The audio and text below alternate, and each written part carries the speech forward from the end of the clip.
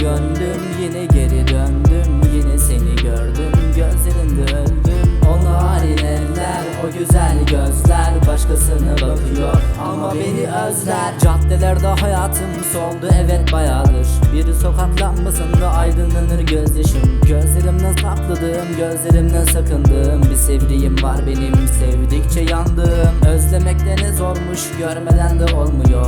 İki yürek yanarken diğeri de sızlıyor. Terk ederken o kalbin yine beni seviyor. Ayrılığa sarıldım da yine beni istiyor. Resimlere bakarken o gözlerin dolmasın. Geçtiğimiz güzel günler acıtıyor olmasın.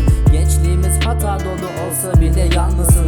Eve geri döndüm, artık beni sormasın. Yandı bu gönlüm, yine geri döndüm. Yine seni gördüm, gözlerinde öldüm. O narin eller, o güzel gözler başkasına bakıyor ama beni özler. Yandı bu gönlüm, yine geri döndüm. Yine seni gördüm, gözlerinde öldüm. O narin eller, o güzel gözler başkasına bakıyor ama beni özler. Bir gün düşer gözlerine ayrılığın gemrisi. İhanetten hatıralar sarar bütün çevreni. Bir umudun kalmayınca, o gözlerin olduğunda arayacaksın beni yapayalnız kalınca. Fark eder mi takmıyorum, ha varlığın ha yokluğun. Ne değişti hiçbir şey, kaldıramaz zorluğu.